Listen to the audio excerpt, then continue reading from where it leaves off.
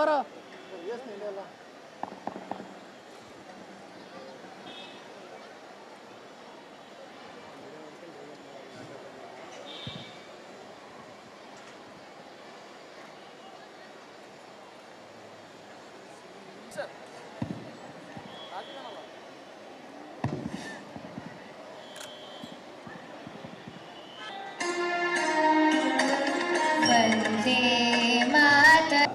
ಧ್ವಜಾರೋಹಣ ಕಾರ್ಯಕ್ರಮ.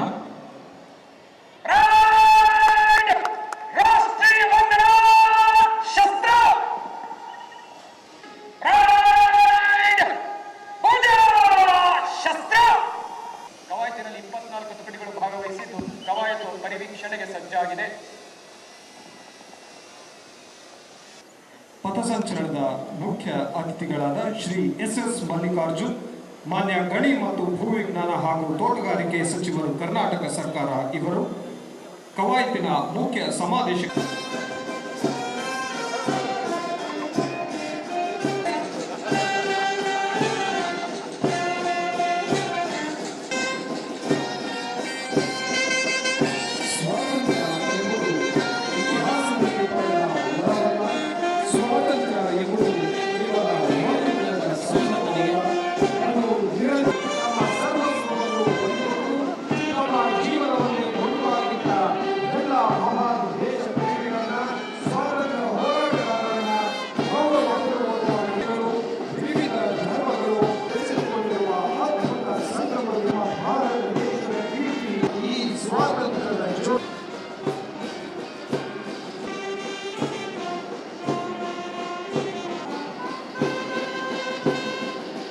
ಕವಾಯತಿನಲ್ಲಿ ಭಾಗವಹಿಸಿರುವಂತಹ ಎಲ್ಲ ತಂಡಗಳ ಪರಿವೀಕ್ಷಣೆಯನ್ನು ಮುಗಿಸಿಕೊಂಡು ಪುನಃ ವೇದಿಕೆಯತ್ತ ಆಗಮಿಸುತ್ತಿದ್ದಾರೆ.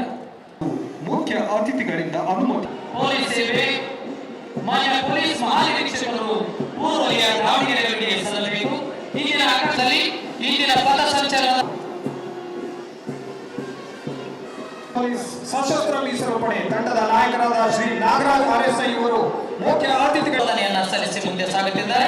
5ನೇ ತಂಡ ಮಹಾನಗರ ಪಾಲಿಕೆ ದಾವಣಗೆರೆ ವಿಶೇಷ ತಂಡ ಶ್ರೀ ಅಜಯ್ ಕುಮಾರ್ ಅವರ ನೇತೃತ್ವದಲ್ಲಿ.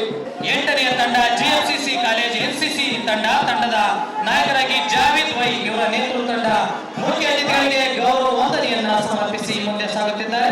ಗೌರವ ವಂದನೆಯನ್ನ ಸಲ್ಲಿಸಿ ಮುಂದೆ ಸಾಗುತ್ತಿದ್ದಾರೆ. ನಂತರದಲ್ಲಿ ಜಿಎಂಐಟಿ ಎನ್ಸಿಸಿ ಕಾಲೇಜು ವಿಭಾಗದ ತಂಡ ಮನೋಜ್ ಅವರ ನೇತೃತ್ವದಲ್ಲಿ ಮುಖ್ಯ ಅತಿಥಿಗಳಿಗೆ ಗೌರವ ವಂದನೆಯನ್ನ ಸಲ್ಲಿಸುತ್ತಾ ಸಾಗುತ್ತಿದ್ದಾರೆ.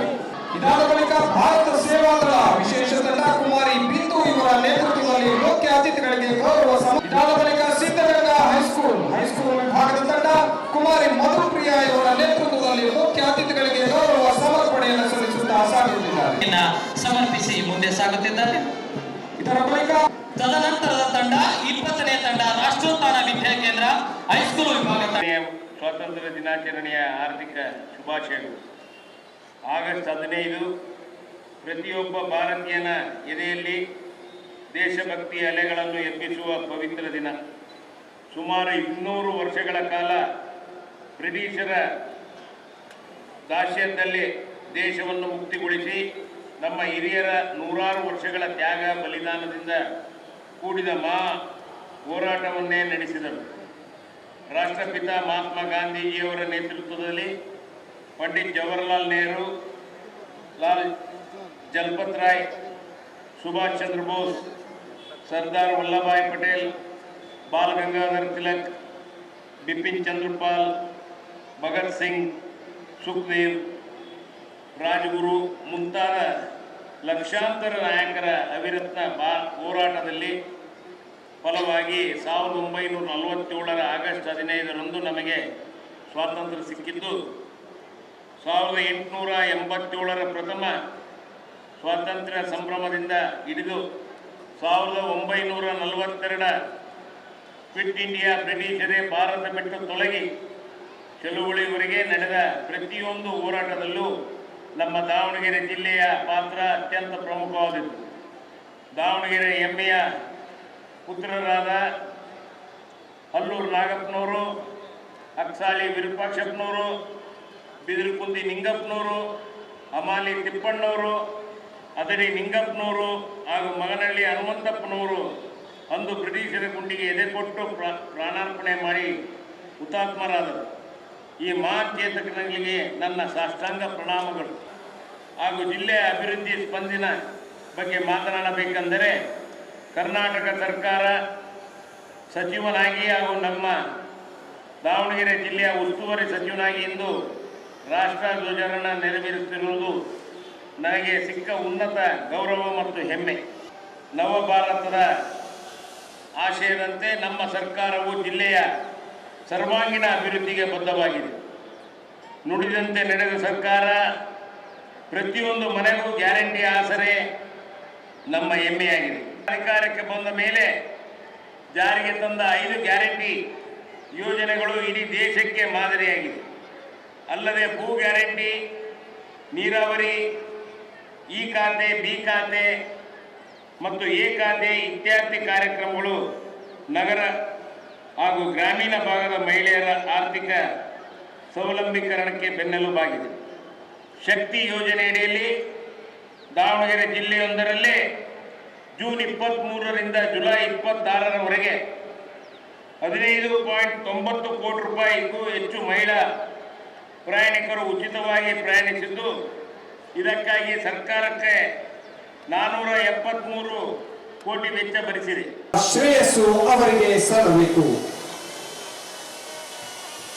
ಇಂದಿನ ಅತ್ಯಂತ ಯಶಸ್ವಿ ನಾಗರಿಕ ಪೊಲೀಸ್ ತಂಡ ಹಾಗೂ ತೃತೀಯ ಸ್ಥಾನ ಅರಣ್ಯ ರಕ್ಷಕ ದಳ ತಂಡ. ಪಿಎಂಶ್ರೀ RMSA ಸರ್ಕಾರಿ ಪ್ರೌಢಶಾಲೆಯಿಂದ ಬಹುಮಾನವನ್ನು ಸ್ವೀಕರಿಸಬೇಕಾಗಿ ಕೇಳ್ಕೊಳ್ತಾ ಇದ್ದೀವಿ. ಕಾಲೇಜು ವಿಭಾಗದ ಬಳಿಕ ಪ್ರಶಸ್ತಿಗೆ ಭಾಜನರಾಗಿರುವಂತಹ ಶಾಲೆ ತಂಡಗಳಲ್ಲಿ ಎಲ್ಲ ಮಕ್ಕಳು ಸಹ ವೇದಿಕೆಗೆ ಆಗಮಿಸುವ ಬದಲಾಗಿ ಸಾಂಕೇತಿಕವಾಗಿ 4-5 ಜನ ಮಕ್ಕಳು ವೇದಿಕೆಗೆ ಉಳಿದಂತಹ ಪ್ರಶಸ್ತಿಯನ್ನ ಸ್ವೀಕರಿಸತಕ್ಕಂತಹ ಮಕ್ಕಳು ವೇದಿಕೆ ಬಲಭಾಗದಲ್ಲಿ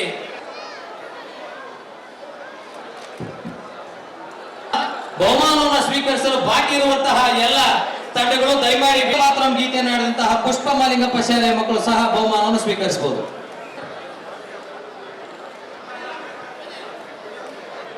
ಬಹುಮಾನವನ್ನು ನೀಡಲಾಗುವುದು.